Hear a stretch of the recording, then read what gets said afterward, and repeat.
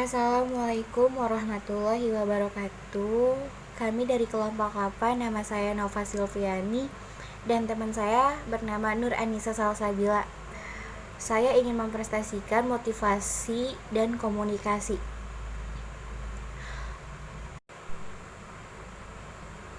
Pengertian motivasi secara umum adalah proses yang menjelaskan intensitas, arah, dan ketekunan seseorang individu untuk mencapai tujuannya. 3 elemen utama dalam definisi ini adalah intensitas, arah, dan ketekunan. Pengertian motivasi menurut para ahli. Menurut Tehani Handoko mengemukakan bahwa pengertian motivasi adalah keadaan pribadi seseorang yang mendorong keinginan individu untuk melakukan kegiatan tertentu guna mencapai tujuan.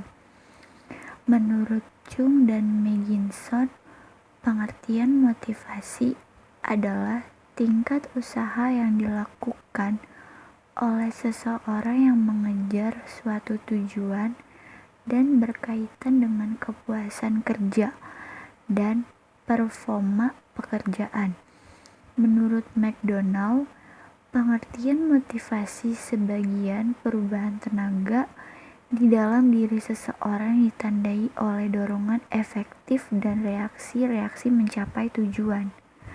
Motivasi merupakan masalah kompleks dalam organisasi karena kebutuhan dan keinginan setiap anggota organisasi berbeda satu dengan yang lain.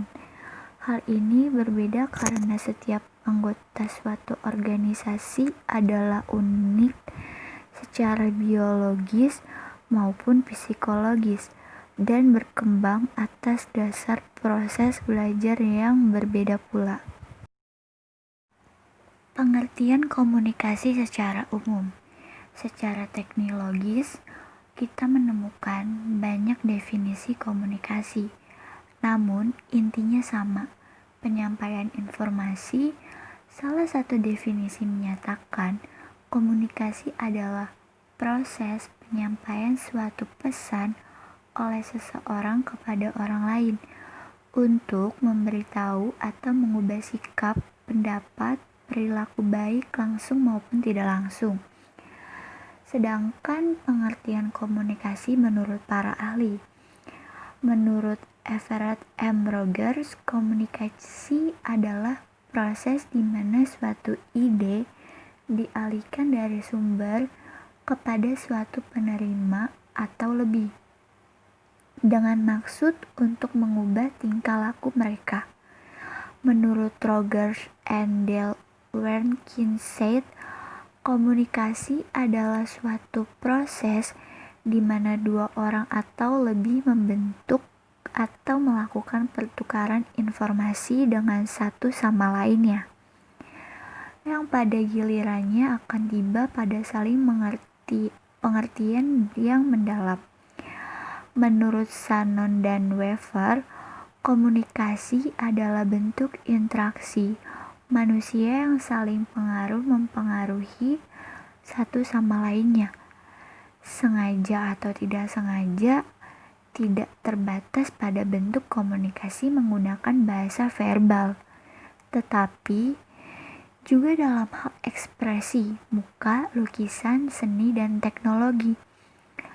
Menurut Harold, komunikasi pada dasarnya merupakan suatu proses yang menjelaskan siapa, mengatakan apa, dengan saluran apa, kepada siapa, dengan akibat apa atau hasil apa. Dan menurut Raymond S. Ross, komunikasi adalah suatu proses menyortir, memilih, dan mengirimkan simbol-simbol sedemikian rupa sehingga membentuk pendengaran, membangkitkan makna atau respon dari pikiran yang serupa dengan yang dimaksudkan komunikator. Motivasi dan komunikasi dalam organisasi adalah Dalam kehidupan sehari-hari yang penuh dengan kegiatan, perlu adanya motivasi agar kegiatan itu berjalan dengan lancar, sesuai keinginan dan mendapatkan hasil yang maksimal. Motivasi merupakan dorongan untuk melakukan sesuatu. Dengan adanya motivasi, kinerja kegiatan akan terlihat apakah kita bekerja maksimal atau tidak, dan tentunya akan berdampak hasil yang didapat. Banyak sekali faktor-faktor yang membuat kita menjadi malas dalam melakukan sesuatu. Misalnya, dalam kegagalan yang kita dapatkan saat nilai ujian kita jauh dari hasil yang ingin kita capai, membuat mahasiswa itu tidak bersemangat lagi dalam menjalani perkuliahannya. Pentingnya motivasi membuat kita akan bergairah kembali dan melakukan sesuatu. Adapun faktor-faktor motivasi dalam berorganisasi sebagai berikut. Interindividu merupakan faktor-faktor dalam diri individu yang dapat memotivasi dirinya untuk melakukan sesuatu. Faktor-faktor ini diantaranya sebagai berikut. 1. Kebutuhan.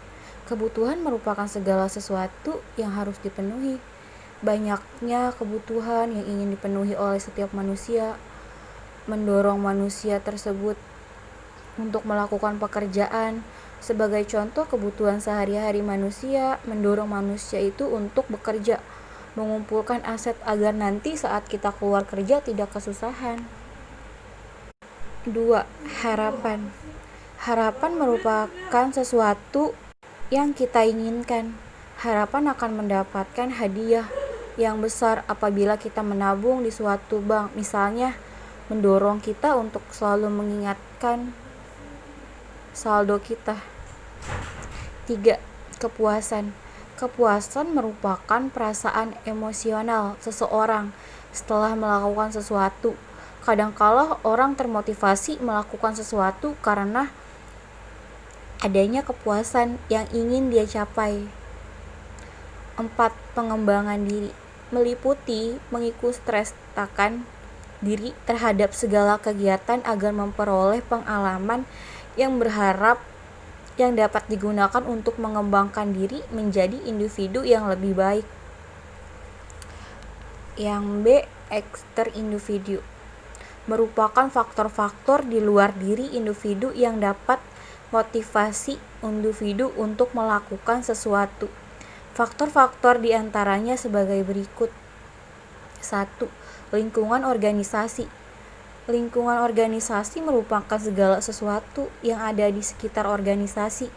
Lingkungan organisasi yang mendukung akan motivasi orang untuk semangat dalam melakukan pekerjaan dalam organisasi tersebut. Kedua, keseimbangan dan keadilan. Individu termotivasi untuk melakukan sesuatu karena adanya job reward, hadiah pekerjaan yang diberikan oleh organisasi itu atau di luar organisasi itu. Ketiga, tujuan. Segala sesuatu yang kita ingin capai merupakan suatu tujuan. Dengan adanya tujuan, organisasi mendorong anggota-anggotanya untuk bekerja keras semaksimal mungkin untuk mencapai tujuan tersebut. Keempat, tantangan merupakan segala sesuatu yang menjadi halangan dalam kita melakukan kegiatan. Ada kalanya tantangan itu menjadi motivator bagi kita untuk melakukan tantangan. Hukuman. Kelima, merupakan balasan terhadap segala sesuatu yang telah dilakukan di luar dari aturan. Ada kalanya anggota organisasi diselimuti oleh rasa ketakutan dikarenakan adanya hukuman yang berlaku di organisasi tersebut. Hukuman itu mendorong mereka untuk melakukan hal yang sesuai aturan hukuman.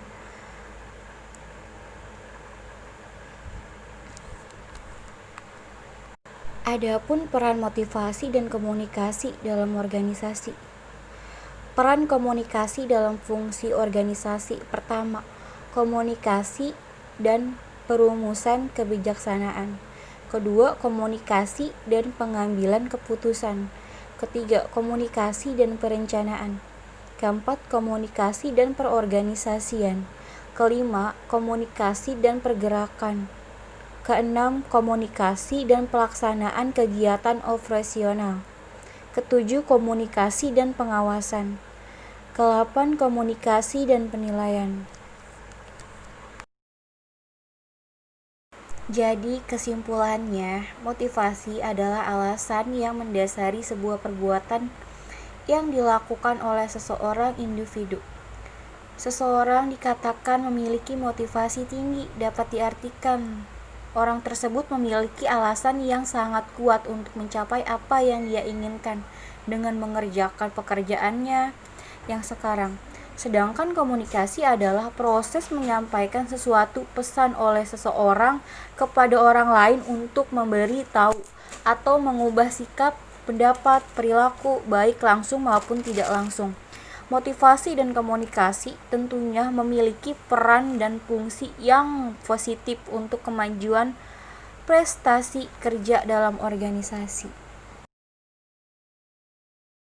Sekian materi motivasi dan komunikasi yang saya dan Nova Silviani sampaikan. Kurang lebihnya mohon maaf. Billahi taufiq wal hidayah. Wassalamualaikum warahmatullahi wabarakatuh.